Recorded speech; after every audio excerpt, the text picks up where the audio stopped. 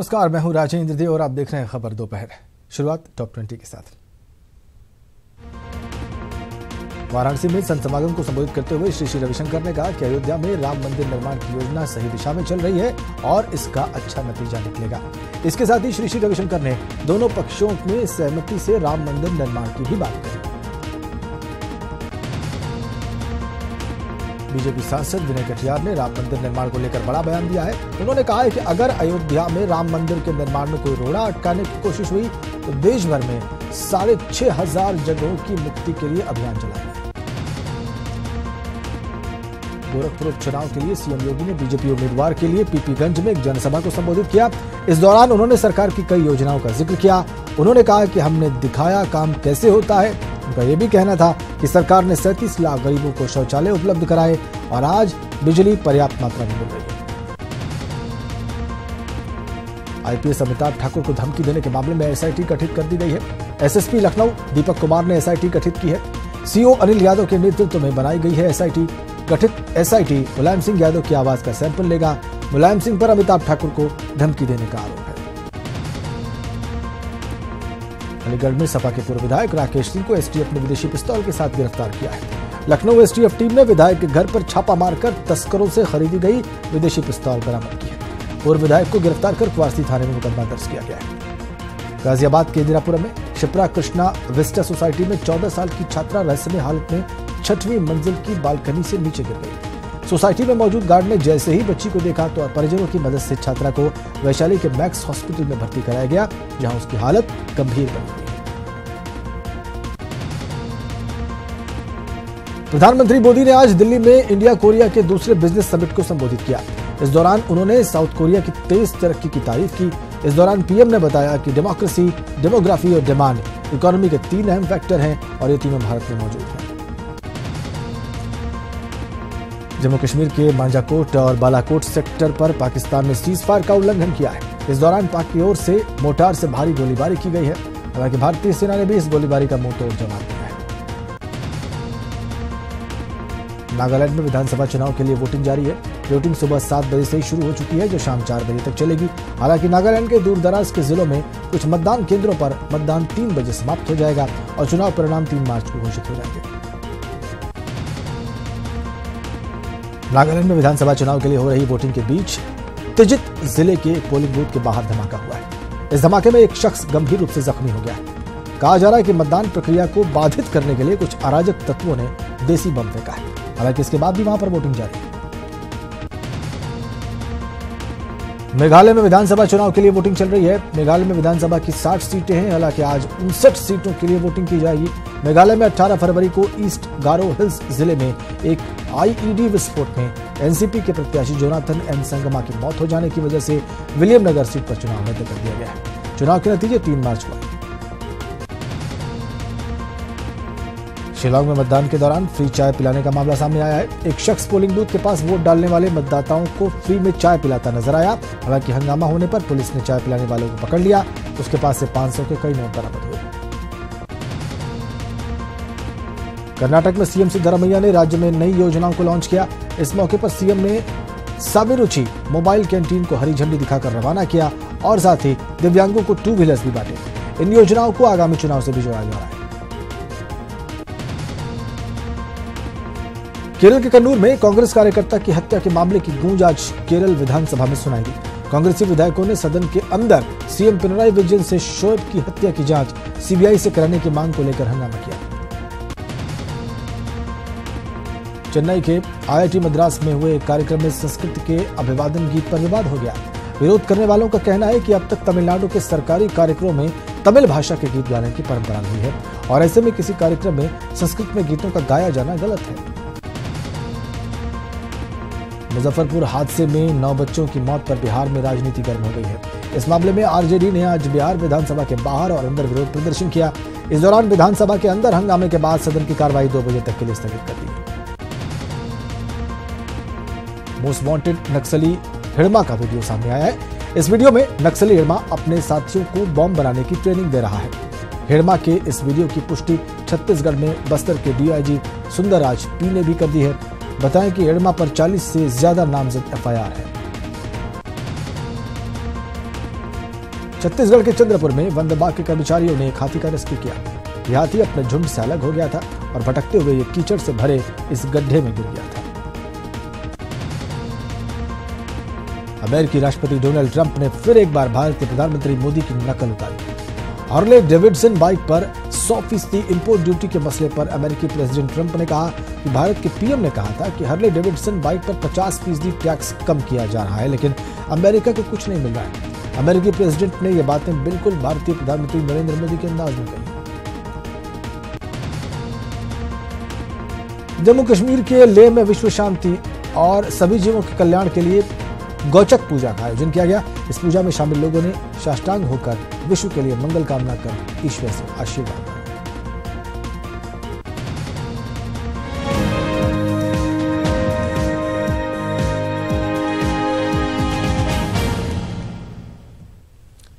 चलिए अब कुछ और खबरों पर बात करते हैं। जम्मू कश्मीर में एलओसी पर पाकिस्तान ने 2 जगहों पर फिर से सीज फायर का उल्लंघन किया है। राजौरी जिले के मांजाकोट सेक्टर और पुंछ जिले के बालाकोट सेक्टर्स में पाकिस्तान ने ये नापाक हरकत की है। मांजाकोट में स्कूली बच्चे परीक्षाएं दे रहे हैं और सीमा पार से पाकिस्तान नापाक फायरिंग कर रहा है। पाकिस्तान की ओर से मोर्टार दागे जा रहे हैं। फायरिंग की वजह से लोग, स्कूलों के बच्चे और सीमा के पास रहने वाले लोग बहुत डरे हुए हैं। हालांकि भारत की ओर से भी पाकिस्तान को मुंहतोड़ जवाब दिया जा रहा है।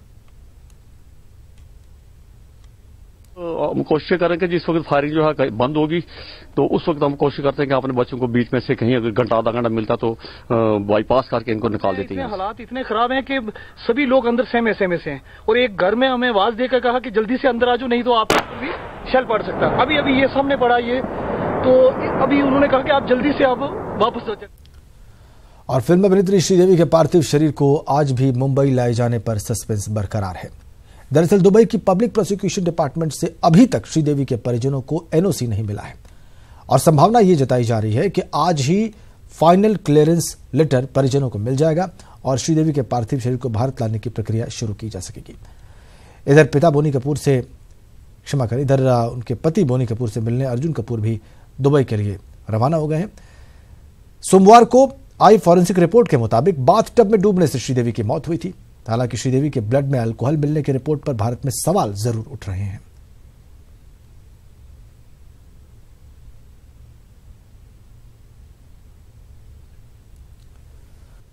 और अभिनेत्री श्रीदेवी की मौत से बॉलीवुड के साथ साथ उनके पैतृक गांव में भी मातम पसरा हुआ है। तमिलनाडु के मीनमपट्टी गांव में शोक की लहर है। परिवार के साथ साथ पूरा गांव शोक में डूबा हुआ है। इसी गांव में श्रीदेवी का बचपन बीता था।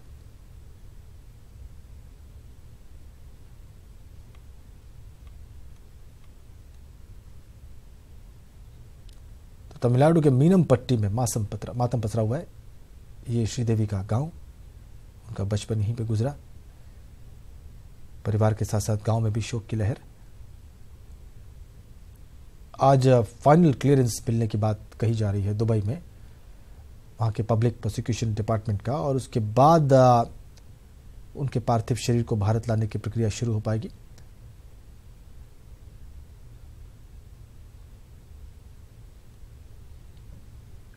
चलिए आगे बढ़ते हैं। गोरखपुर में जनसभा को संबोधित करते हुए सीएम योगी आदित्यनाथ ने कहा है कि गोरखपुर और फूलपुर उपचुनाव 2019 के चुनाव का पूर्वाभ्यास हो सकता है। ऐसे में कार्यकर्ताओं को तैयार रहना चाहिए। इसके साथ ही उन्होंने यह भी कहा कि जब से बीजेपी की सरकार आई है तब से प्रदेश का विकास हो रहा है।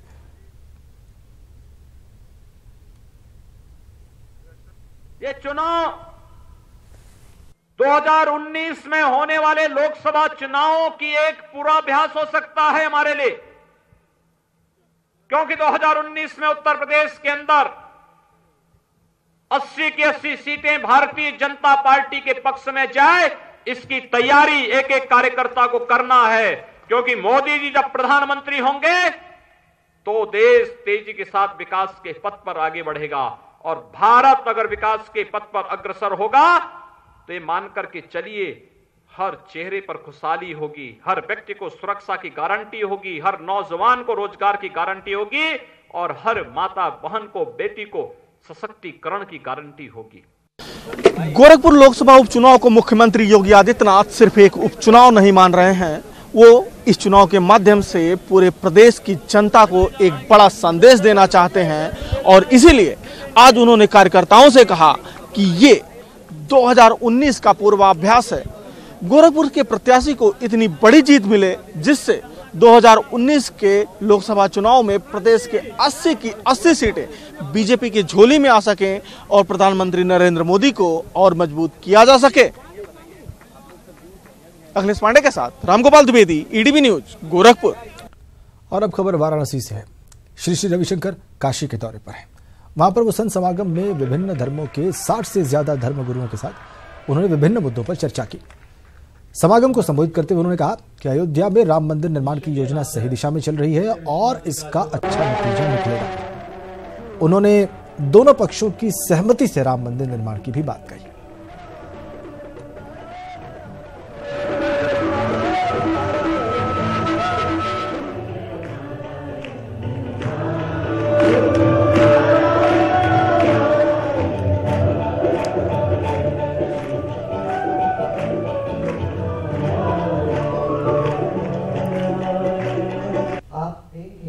हिंदुओं को और हिंदू लोग जो है आपके लिए एक और जगह दे देंगे, थोड़े दूर पर हट के वहां पर मस्जिद बन जाए, मंदिर बन जाए, दोनों को जीत होगी।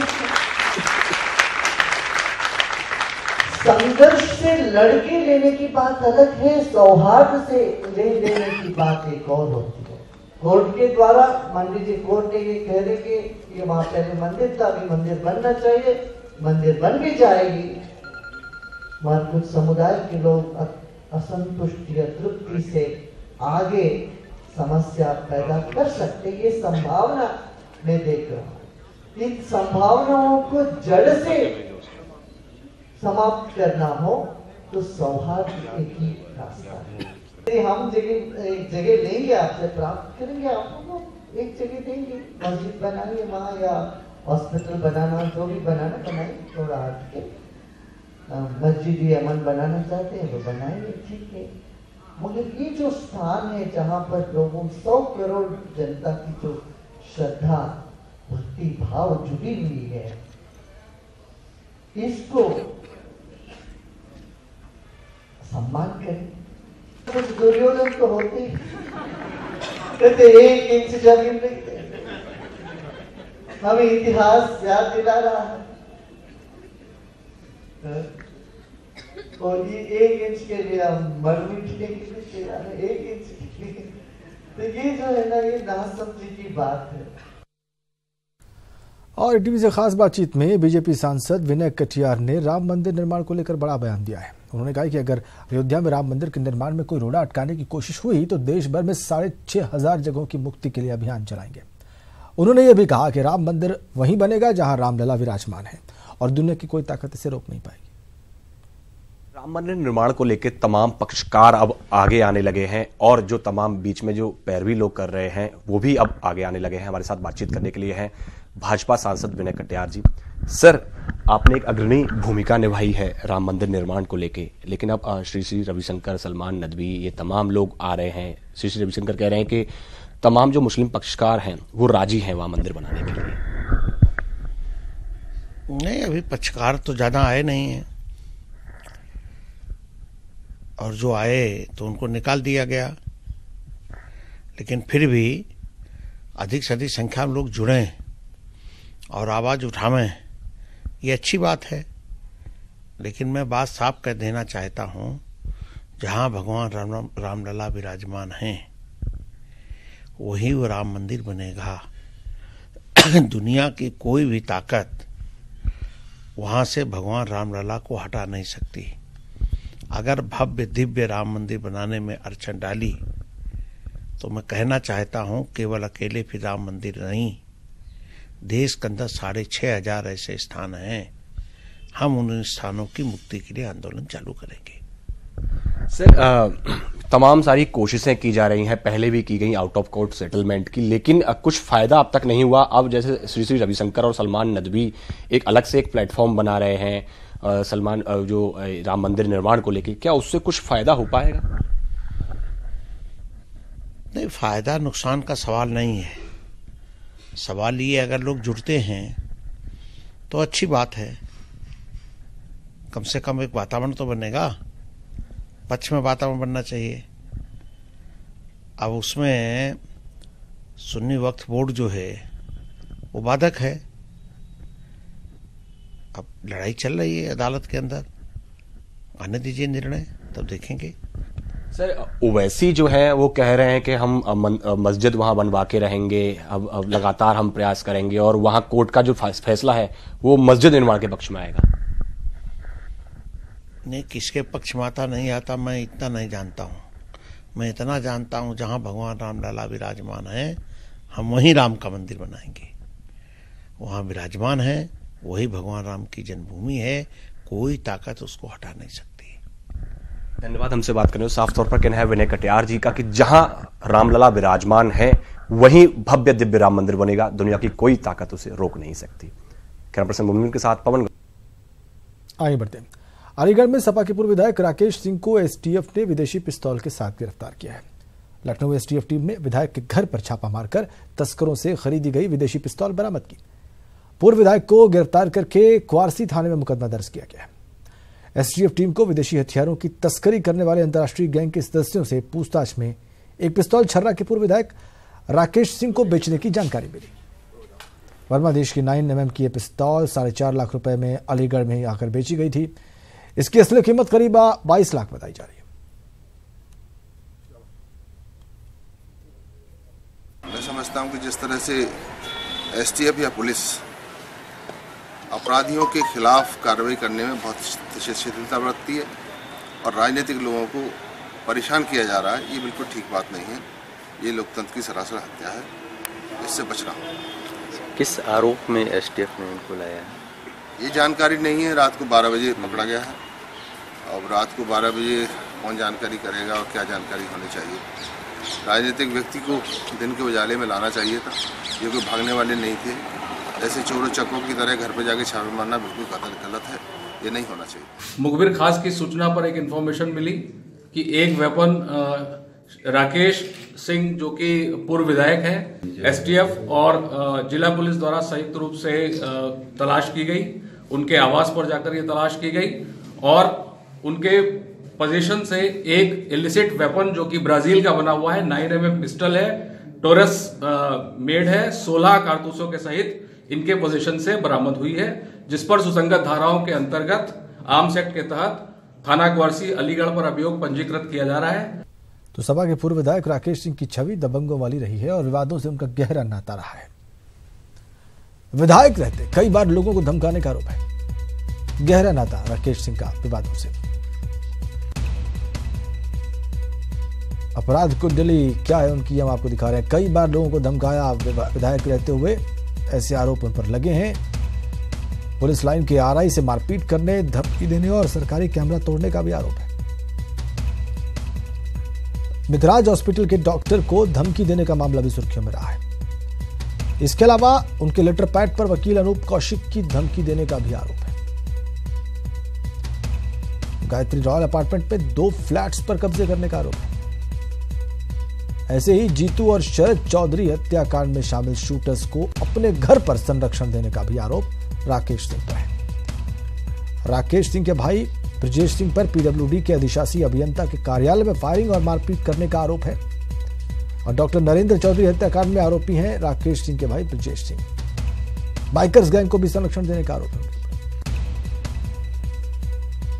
आगे बढ़ते हैं। गाजियाबाद के थाना इंदिरापुरम में शिप्रा कृष्णा विस्टा सोसाइटी में 14 साल की छात्रा रहस्यमय हालत में 6ठी मंजिल की बालकनी से नीचे गिर गई। सोसाइटी में मौजूद गार्ड ने जैसे ही बच्ची को देखा तो परिजनों की मदद से छात्रा को वैशाली के मैक्स हॉस्पिटल में भर्ती कराया गया और वहां पर उसकी हालत गंभीर बनी हुई है।